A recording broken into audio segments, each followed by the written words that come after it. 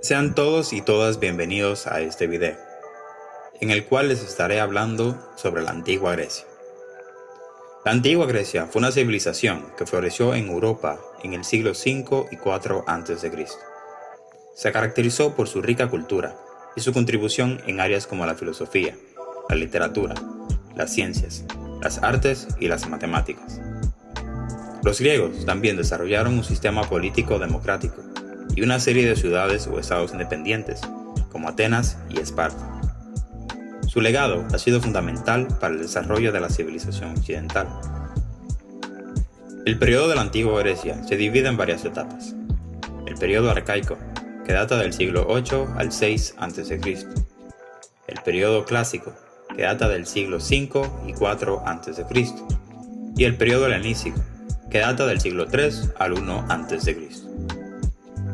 Durante el periodo arcaico, las ciudades o estados griegos comenzaron a desarrollarse y se establecieron las bases de la cultura, religión y política de la Grecia antigua.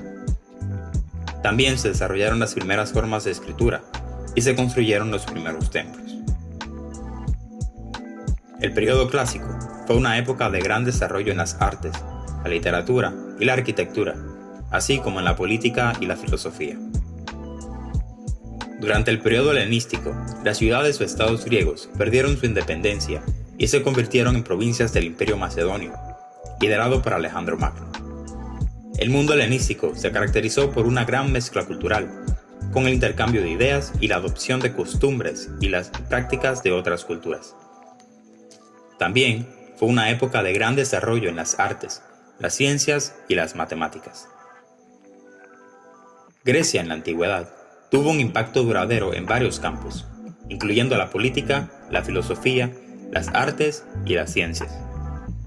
En cuanto a la política, Grecia desarrolló la idea de la democracia y la república. La democracia, en particular, se convirtió en un modelo para las sociedades modernas, y muchos países hoy en día se basan en ella. Los griegos también inventaron la idea de la ciudadanía, que es la base de la política moderna. Grecia también desarrolló un sistema de ciudades o estados independientes, cada una con su propia política y gobierno, lo que es considerado como una de las primeras expresiones de nacionalismo. En cuanto a la filosofía, los pensadores griegos hicieron contribuciones fundamentales a la comprensión del mundo y el ser humano. Platón y Aristóteles son dos de los más importantes.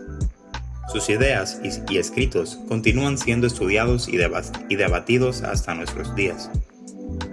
Platón desarrolló su teoría del conocimiento basada en la idea de las formas o ideas universales, mientras que Aristóteles, en cambio, se enfocó en la lógica y la ética. Estos dos pensadores y sus escuelas de pensamiento ejercieron una gran influencia en la filosofía occidental y en la educación en general. La cultura griega antigua era una cultura eminentemente marítima, dado su emplazamiento en el corazón del Mediterráneo, de fuerte talante comercial y expansivo. Se organizaba político-socialmente en ciudades o estados, llamadas polis, las principales de las cuales fueron Atenas, Esparta, Corinto y Tebas. Su territorio podía clasificarse en la Grecia continental, la Grecia insular y la Grecia asiática. En todas sus ciudades se hablaba el griego y cultivó ampliamente la filosofía, las artes, la política y la guerra. A pesar de la evidente fragmentariedad política de su civilización, los griegos tenían conciencia de ser un pueblo único y singular. Tenían una religión politeísta, de imaginario vasto y complejo, que rendía culto a numerosas deidades mayores y menores, reunidas en el panteón olímpico. Eran lideradas por Zeus, Dios Padre y de los cielos, junto a sus hermanos Poseidón, Dios de los mares, y Hades, Dios del inframundo. En sus ciudades se practicó la esclavitud. A pesar de ser los inventores de la democracia y de que el nacimiento en familias de abolengo no representaba realmente ningún beneficio particular en las polis, los esclavos solían ser cautivos vencidos durante la guerra, o ciudadanos que infringían las leyes y eran apresados. A diferencia de otros sistemas esclavistas, los esclavos no eran tratados de manera infrahumana, sino que formaban un estamento inferior en la sociedad griega.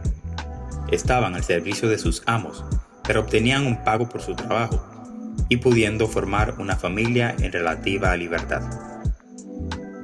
También eran frecuentes los esclavos del Estado, convertidos en servidores públicos o en ciudadanos o cuidadores de templos.